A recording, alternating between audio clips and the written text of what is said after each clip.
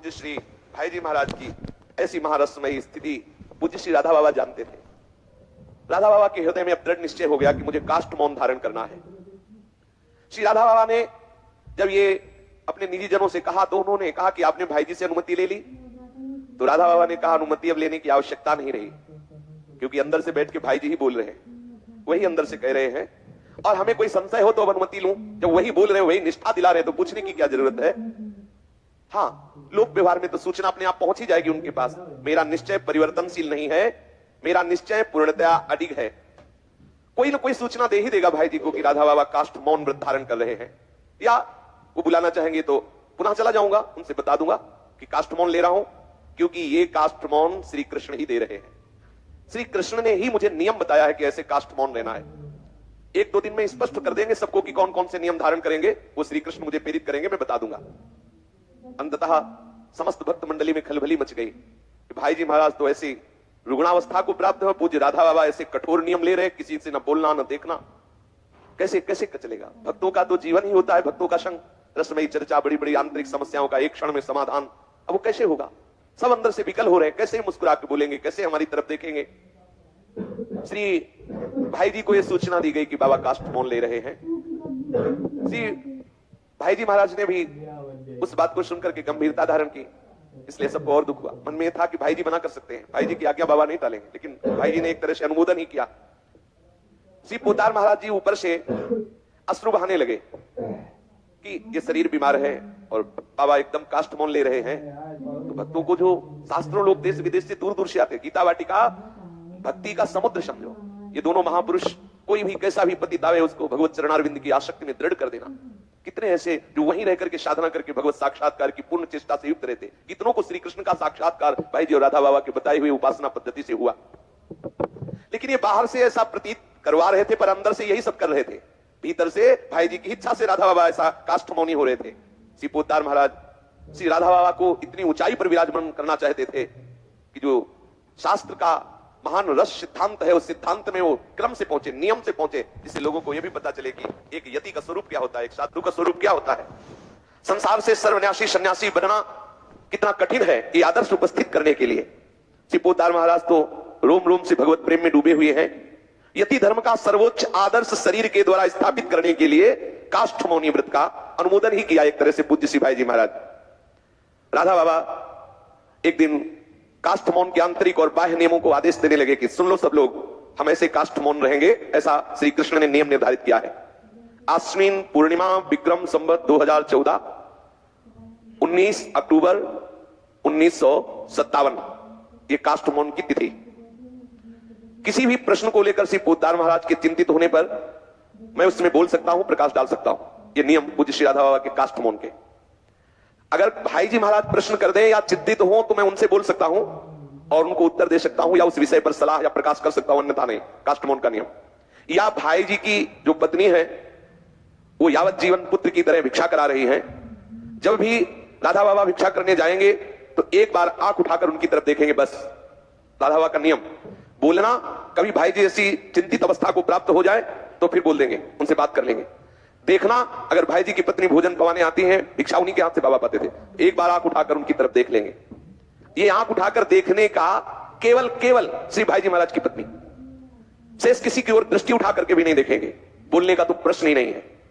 कभी भी किसी को कोई संकेत नहीं, काष्ठ मौन का नहीं, किसी भी तरह लिख के, बोल के, देख के, किसी भी तरह का कोई संकेत नहीं। चाहे जितना भयंकर कष्ट शरीर में आ जाए, किसी को कोई संकेत नहीं। चाहे कितना भयंकर रोग आ जाए, कभी किसी को कोई संकेत नहीं। भूख लगी, प्यास लगी, कोई भी दर्द, कोई भी विपत्ति, कोई भी परेशानी, किसी भी तरह से कोई संकेत नहीं। ये काष्ठ मौन।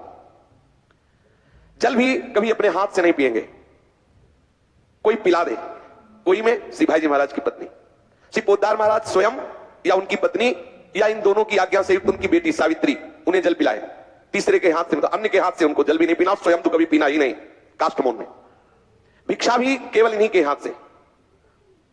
दृष्टि केवल भाई जी और भाई जी की पत्नी, बस एक दृष्टि, वो भी कभी ऐसा यदि किसी कारणवश शरीर संग श्री पोतार महाराज से छूट जाएगा तो जहां छूटेगा वहीं स्थित हो जाएंगे। नियम, शरीर से जहां भाई जी से दूर हो गए वहीं कभी भाई जी के शरीर से बिलगाव नहीं हो सकता। प्रीति हो तो ऐसी हो, पूज्य राधा और भाई जी जैसी। उस स्थान से तभी हम हट सकते हैं जब भाई जी हाथ पकड़ के ले चले। ऐसा नहीं हो सकता। अगर वो हमसे अलग हुए वहीं बैठे रहेंगे जब तक वो नहीं लेने आएंगे। और यदि कहीं शरीर शांत हो गया तो आजीवन जहां शरीर उनका पूरा हो वहीं शरीर पूरा कर देंगे। बड़ा कठोर नियम। और ऐसा ही किया बाबा ने। वहीं तीन छा दिया गया जब भाई जी अंतर्ध्यान हुए, जहां गीता वाटिका में भाई जी का शरीर की समाधि दी गई, वहीं तीन छा दिया गया। उतने में ही पूरा जीवन इस महापुरुष ने प्रेम की। यही तो है प्रीति का निर्वाह करना कोई साधारण, प्रीति का निर्वाह करना कोई प्रेमी महापुरुष। अनुकूलता की मांग अनुकूलता में सब प्यार का नाटक करते हैं। प्रीति तो वो होती है जो प्रीतम के लिए की जाती है। आप देखिए एक महापुरुष है, वहीं जहां भाई जी की चिता लगाई गई, जहां समाधि, वहीं टीन पड़ा, वहीं पूरा जीवन दादा बाबा ने व्यतीत किया। ये नियम बाबा जी का। यदि इसी मध्य से पोद्दार महाराज का शरीर अंतर्ध्यान हो जाए तो जहां उनकी चिता लगेगी वहां जीवन बैठकर व्यतीत कर देंगे। इस प्रकार पोद्दार महाराज के शरीर के पूरा होने के उपरांत, जैसी कि पोद्दार महाराज जी की आशा है कि उनकी मृत्यु के उपरांत उनकी धर्म पत्नी का संभाल करें, मतलब वही आदर करेंगे उनकी पत्नी का, और मृत्यु तक, जब तक उनकी पत्नी की मृत्यु नहीं आ जाएगी तो उनकी वैसे ही सेवा संभाल साज होगी जैसे श्री भाई जी महाराज की। शर्त है कि भाई जी की इस स्थली को छोड़ करके यदि माता जी भी कहीं अन्य जाना चाहेंगी तो मैं उनका त्याग कर दूंगा, लेकिन इस नियम का कभी त्याग नहीं करूंगा। इस स्थली पे रहते हुए मैं माता जी के साथ समार करवा दूंगा। संभव है कुछ ही काल में वे अपनी देह को सभी निकटस्थ परिचितों के बीच से अदृश्य कर ले, ऐसी अवस्था दिखाई देती है। मैं इस बारे में कुछ स्पष्ट नहीं कह सकता, पूज्य श्री राधा बाबा कह रहे, पर कह रहे संभव है, ऐसा लगता है कि इसी बीच में अपने शरीर को हम सबके बीच से अंतर्ध्यान कर सकते हैं। मेरे काष्ठ मौन का अर्थ यह न समझा जाए कि जो मेरी शरीर सेवा में है और उसका अचानक पैर फिसल जाता है, वो गिर पड़ता है तो मैं उठाने नहीं दौड़ूंगा, या वो कुएं में गिर जाता है तो मैं शोर मचाऊंगा, उसे उठाने दौड़ूंगा। निश्चय ही ये अचानक के लिए होगा, विचार पूर्वक न देखूंगा, न छूंगा, न बोलूंगा।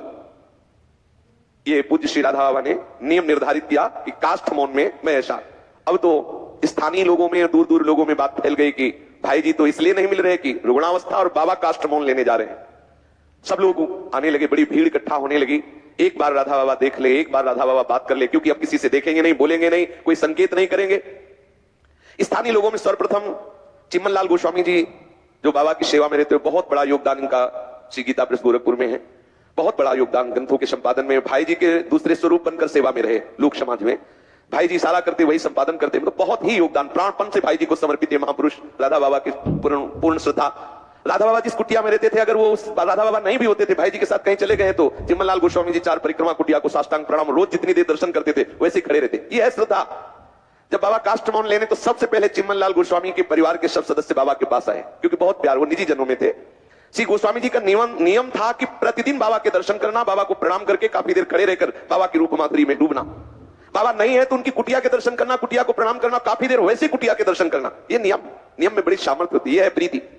श्री चिमनलाल गोस्वामी जी की माता श्री चंद्राबाई एवं दोनों बहनें सुलोचनाबाई, मंगलाबाई, ये सब बाबा के दर्शन करने आई, क्योंकि बाबा देखेंगे नहीं, बोलेंगे नहीं, कोई चेष्टा नहीं। तीनों को राधा बाबा से मिलने का जब अवसर दिया गया, तीनों गई तो बाबा हंस कर मिले, बहुत प्रसन्नता हुई। ये जो उदासीन महापुरुष होते हैं, जब हंस दे तो अहोभाग्य माने, ये देख ले तो अहोभाग्य माने।